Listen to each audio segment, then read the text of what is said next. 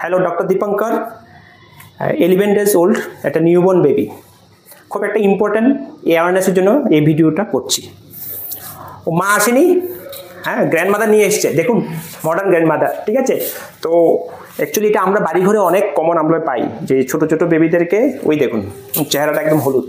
আমি প্রথম ভেবেছিলাম খুব ডিপ জন্ডিস, তারপর গ্র্যান্ডমাদার বললো যে ওকে আজকে নিয়ে আমার চেম্বারে এসছে, বাড়ি থেকে বেরোচ্ছে, এই জন্য ওকে একটু হলুদ লাগিয়েছে, না হলুদ লাগানো হয়েছে। এটা একটা ফলস বিলিফ, তো এটা কখনোই করবেন না। কারণ নিউবর্ন বেবি, এই ছোটো ছোটো বেবিদের দিদা স্কিন দেখুন একদম পাতলা থাকে, প্রচণ্ড থিন থাকে, খুব পাতলা। তা আপনি একটা জিনিস যদি এখানে লাগান, হ্যাঁ, স্কিনের মধ্যে অ্যালার্জিক রিয়াকশন হবে, তারপর এটা ভেতরে ঢুকতে পারে। আমাদের স্কিন দেখেন একটু ভারী। আমরা যদিও জানি হলুদ খুব ভালো, এটা অ্যান্টি ইনফ্ল্যামেটরি আর অ্যান্টি ইনফেক্টিভ, আমাদেরকে রোগ জীবাণুর হাত থেকে রক্ষা করে। বাট এটা আমাদের জন্য, not for this newborn baby, ওদের জন্য একদম ভালো না, ঠিক আছে। তো এটা একদমই করবেন না, ঠিক আছে। আরেকটা জিনিস হলো নিউবর্ন বেবিদের প্রচুর পরিমাণে হেসকে উঠে না দুধ খাওয়ার পরে।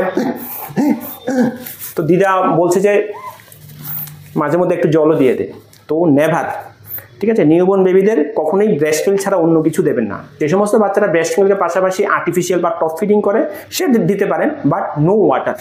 6 মান্থ অবধি বাচ্চাদেরকে জল দেওয়া যায় না।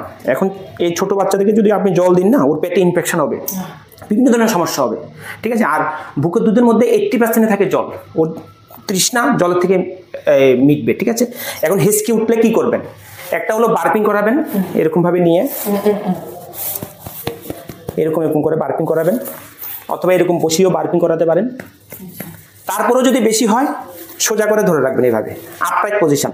মোটামুটি দুধ খাওয়ার আগে হাফ অ্যান আওয়ার, মানে 30 মিনিট, দুধ খাওয়ার পর 30 মিনিট, এইভাবে আপরাইট পজিশন সোজা করে রাখবেন। এটা করতে পারেন, কিন্তু নো ওয়াটার, জল দেবেন না, ঠিক আছে দিদা। আমাকে এখন হলুদ লাগিয়ে দিয়েছে, তো বিয়ের সময় কি করবে? হ্যাঁ হ্যাঁ, ও দিদাকে হলুদ লাগানো দরকার। ঠিক আছে, ঠিক আছে, বাই বাই।